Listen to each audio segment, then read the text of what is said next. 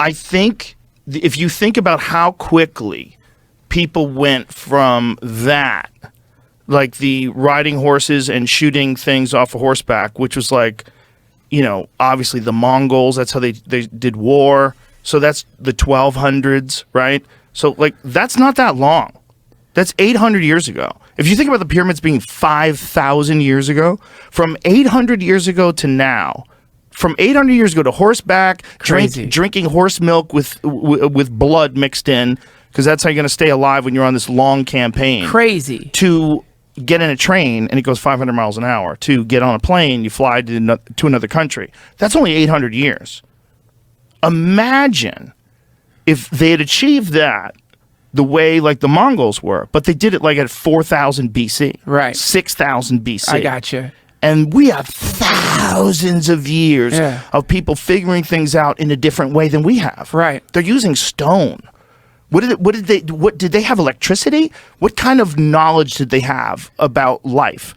Did they have universities? How did they figure out all the things they know? How did they figure out all this design and construction stuff? How many thousands of years? Imagine if we had an uninterrupted history with no catastrophes and no wars. An accurate historical representation by the people that lived at the time from every fucking year, 9,000 years ago. Right. 17,000 years ago. When did it start? That would be so cool. You could look at tweets from 17,000 years ago. God, that would be funny as fuck. It would be amazing. You know what? It'd make people calm down a little bit, wouldn't it? Like if you could go back and look at tweets from 700 BC and like realize how insignificant you are in that vast scope of time. That'd be really good for us, man. I think that's part of the problem, is that those big gaps in what we know about civilization have created this like really terrible, I don't know what you would call it, like some kind of like societal narcissism or some kind of like crazy idea that like no, your life, like right, this life that you're in right now, this 70-year span in the midst of this ocean of time. No. For sure, it's the most important life. Definitely. Like out of the like stacks of bones, definitely you could make like a bridge of bones that would probably go all the way to Mars. Like if you took all the people who've lived on the world and had their bones, I bet you could do a bridge of bones to Mars. An asteroid belt of bones. But right, exactly. But your life is definitely the most important life. No, for sure. Like really, like you really need to be all up in everybody's shit, because it's so like right now, this is it. The most important. No, this is it for real. This is it. It produces this crazy hyper active way of living. Like, you know what people don't say they're happy anymore. You know what they say instead of happy? I'm excited.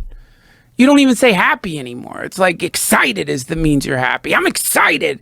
But like being excited, it doesn't feel that good. Like if you really look at it, it's like kind of getting volted by electricity, you know? I like being excited. It's okay, but if you really look at the feeling, I like being happy too. I prefer happy and peaceful to excited. I'm excited to watch Terrifier 2 tonight. You know what I mean? I've got like a little hook in me. Right, but when you went to see Roger Waters, weren't you excited?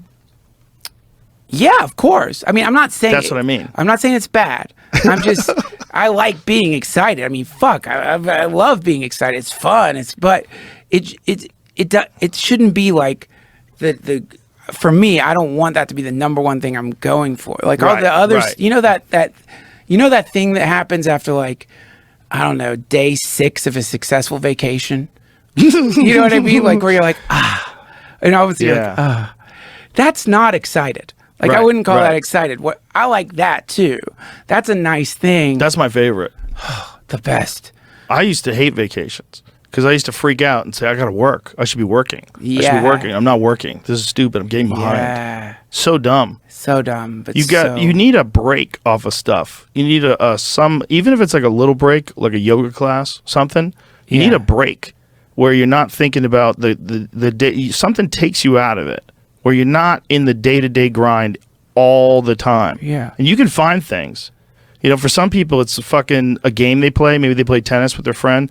They get together every Tuesday. That fucking Tuesday, they look forward to it so much. Yeah. Maybe they're playing darts or pool or whatever the fuck it is.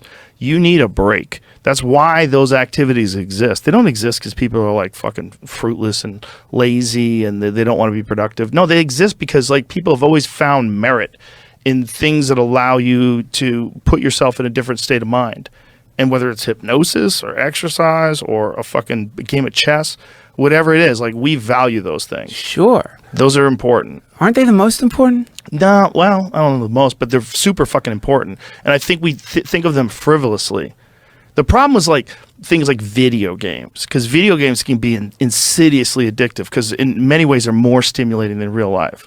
Like you and I have both had like major problems with video games. Oh my God. Major problems. Oh my God. Yeah. So addicted to World of Warcraft. Unbelievably. Hearthstone got me too.